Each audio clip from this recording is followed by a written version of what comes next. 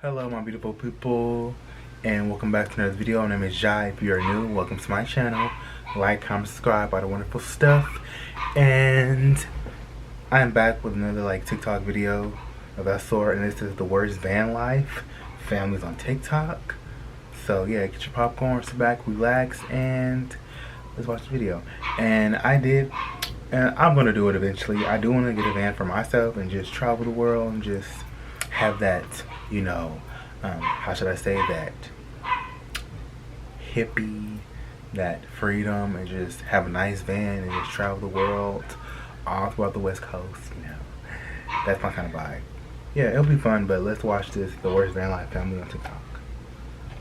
Kids sleeping on the floor, pets held in tiny cages, and this entire bathroom for a family of 5. Add some teenagers who can't fit, children calling their beds coffins, and you're still just scratching the surface of the worst van life TikTokers. Take for example Red, White and Bethune. They gained 11.4 million views by showing how terribly unspacious their kids' beds were. This should be illegal. Those kids are gonna suffer in that space, man. To make matters worse, the beds had rock climbing holds instead of a ladder, which their daughter almost fell from whilst trying to show they were easy to use. So Molly's gonna demonstrate getting in the bunk and show you just how easy it is. How will they get down in the middle of the night when it's dark and they want to use the restroom urgently? What if they fall and hit their head? These so-called bunk beds were actually just shelves, yet the family still defended them as being spacious. At the same time, get this, the parents have a king-size bed. The reason why we put a king-size bed in our bus is because it's our lounging area. As well as a massive desk for editing TikToks, forcing the kids to do their schoolwork on a tiny kitchen table. If they don't help out with the van, the kids are punished publicly. Last night, Molly chose not to do her chores, and if our kids don't do their chores, they have consequences. Which the parents still defended even after heavy criticism. Yes, our kids have consequences.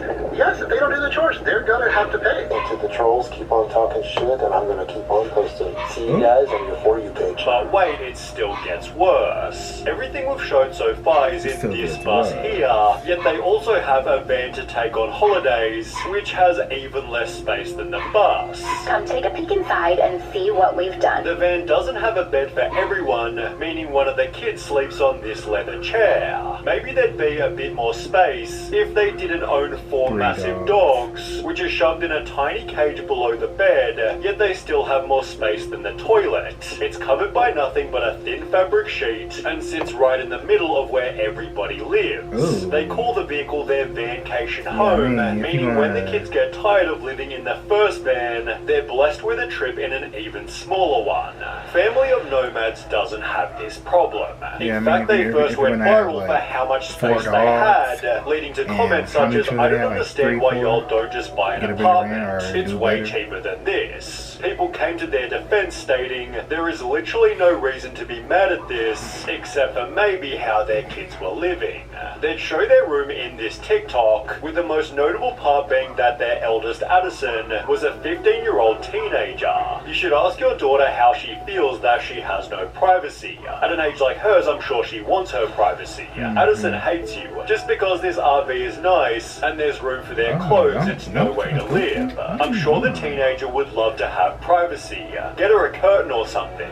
Well, the family did exactly this. We did install these curtains over each of their bunks so they have a little bit of privacy. But it was still just one of many other problems. The kids were in a homeschool program, yet it seemed most of their education was just walking through national parks where the parents thought they'd learn about life. Our lives are one gigantic field trip, and so a lot of what the kids do is by learning from experience. So for example, today we went to a national park and they completed the Junior Ranger program, and it's incredibly educational. They're learning history from visiting different places around the country, and days that we are not going out exploring, they do a traditional homeschool curriculum, and then the days that we're exploring, we still count those as school as well. So they just learn US history? Lol, when they go to college, they'll be in for a shock. Oof, that's scary. There's a reason schools aren't one giant field trip, and this is a very good point. Schools are for more than simply learning subjects. They help build social circles and prepare kids for a disciplined way of life, both both of which are neglected when strolling around the country.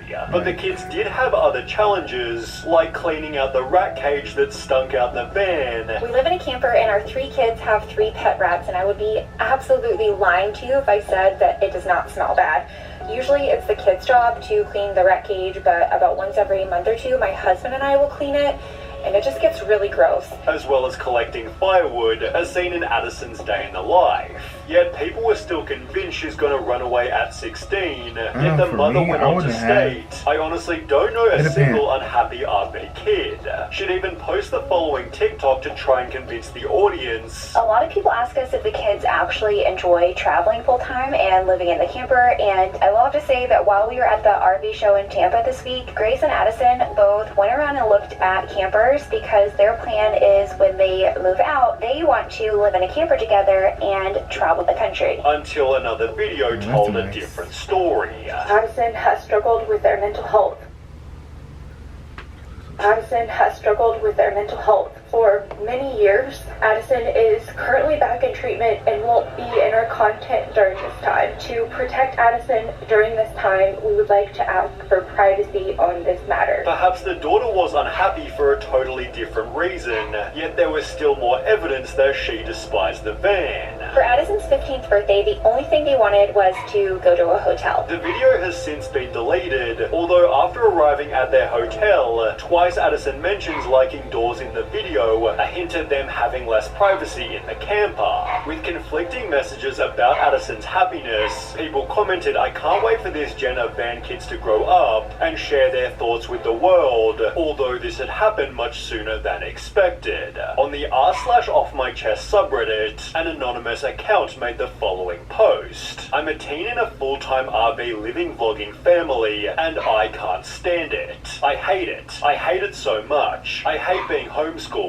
I hate not being able to maintain a social life. I hate having so little privacy. I hate having to pretend to be happy with this. We travel full time. I know, it sounds like a dream. I thought so too, but it's an effing nightmare. I just want a private, normal life, but no. They had to ruin it with their crunchy way of parenting. It's all fake, by the way. Not what I meant when I said I wanted to take up acting. I'm frustrated all the time. I'm tired all the time. I'm bored all the time. Please, stop supporting these channels. Stop buying into it. It's ruined my life and I can't say anything about it. In comments, the poster clarified, I'm between 15 and 17 years old, and they were the oldest of 3 siblings, hinting it was Addison from Family of Nomads. Exactly who the poster was has never been confirmed, yet only a couple of months later, the family announced they were instead buying a house. Family of Nomads recently quit van life. Their kids seemed the happiest they'd ever been, while the parents were in tears as the RV was stored away.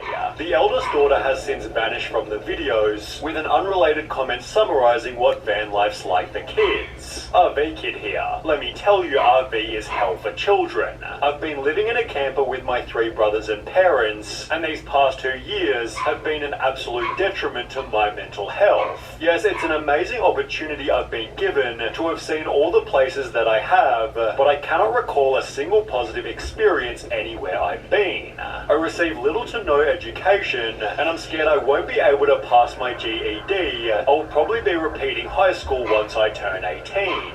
The Happy Caravan, however, clearly ignored this warning. They began by documenting their life as a family of 12, and were mostly liked by the audience, until revealing they lived in a tiny apartment. Is that legal? Having so many in a 2-bedroom? Why would you make the choice to have a family of 12, but not be able to provide them sufficient room/space, although their holiday setup was somehow even worse? They'd fit the entire family into one single Airstream, gaining 12 million views by showing how they slept. The 3 daughters were on a table converted to a bed, while another 2 slept below their brother, who was sleeping in a bunk. A different brother slept on the couch, the baby in its cot, and of course the 2 parents had their own massive bed. So what about the last 2 kids? Well, they got to sleep directly on the hardwood, described as not perfect.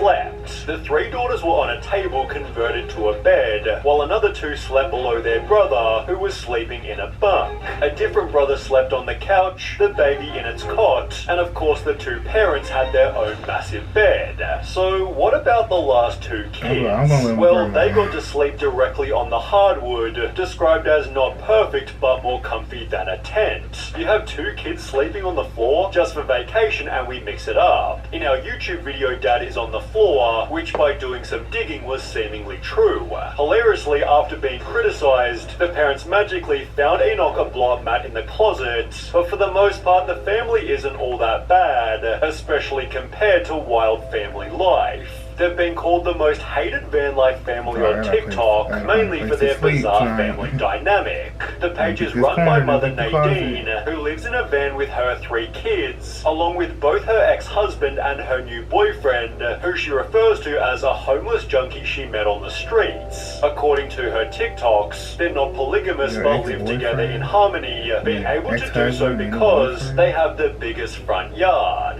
The criticism, however, always extends to the kids.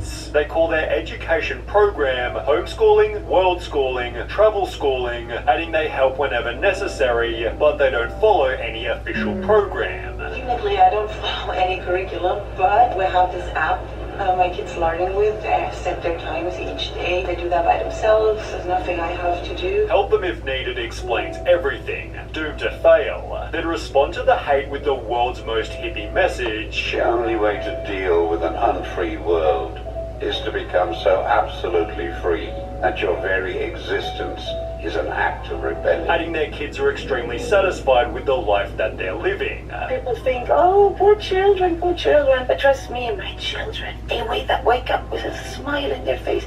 They go to bed with a smile in their face. Yet it's perfect to finish with this comment here. When I was a child, I would have been very happy to eat nothing but candy and potato chips all day. But my mother did not let me because she knew better. It's a parent's job to do what's best for their children, not just what makes them happy.